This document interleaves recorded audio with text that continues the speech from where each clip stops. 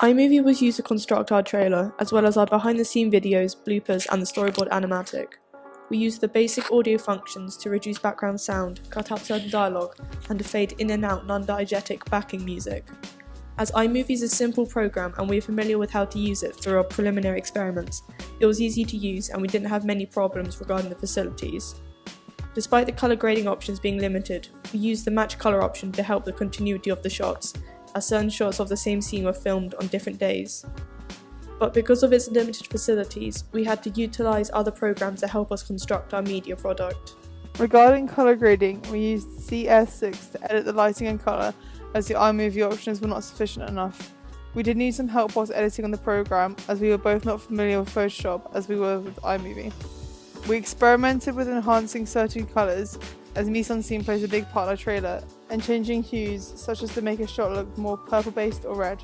For the construction of our poster, Photoshop was important in ensuring that the final product was closest to what we want as possible. We needed to edit the background of the poster as there were obstructions that made the image look too busy. The text for the film was also created using Photoshop, as we needed to hand draw the title and any other words that would be featured on the poster as well as the trailer and in the website. Photoshop was also used when we created our storyboard, as we blocked in simple shades to make the shots look neater and easier to see what was going on. Blogger provided us a space where we could visually present our work and track the progress we made leading up to our final product. Here we posted our research and planning through different formats such as Prezi, Emaze, Pictochart, Google Slides and Albumzir, which we embedded onto our blogs and created a more visually appealing approach, as well as presenting our work in a way which was easier to understand. The camera we used was the Canon 700D, which we used to film our trailer and take photos for the website and poster. As we have used this camera many times before, we didn't have many problems when using with it. The main problem was, as we were using coloured lighting, many of the shots we were filming created low-key lighting, so we had to manage the ISO, aperture and shutter speed to balance the brightness and quality of the footage.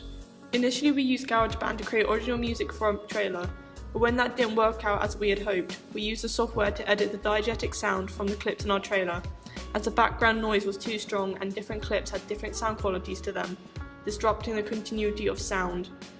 We additionally used iMovie to help us a lot of our sound editing, but we used primarily the functions of GarageBand because they were more advanced. Wix was the site that we created our film website on. We initially used an already made template, although we changed almost every aspect of it for it to be as authentic as possible for our trailer. We made sure to use a consistent colour scheme of purple, black and white to create harmony with the other media texts of the promotional package. Even though the trailer was featured on the homepage, we created a link to it located in the navigation bar because this was a convention of film websites and made it easier to access from the site. We made sure to have contact links situated in the footer of the website so it would always appear on every page and made it look more professional and legitimate. We also made a quiz which was included on the website, and Wix enabled us to embed it, which created an interactive feature for audiences. Social media sites such as YouTube and Twitter helped us in certain stages of our progress. YouTube was the platform in which we uploaded our final trailer and evaluation questions such as these. The site also played a big part in our research as we needed to watch different trailers of indie comedies to become familiar with the conventions of the genre as well as film trailers in general. After attempting to create our own music for the trailer, we searched online to find royalty-free tracks that we could use. But after finding no appropriate music, we contacted the lead singer of the band Fox Academy on Twitter, as it was the fastest and most personal way to get into contact.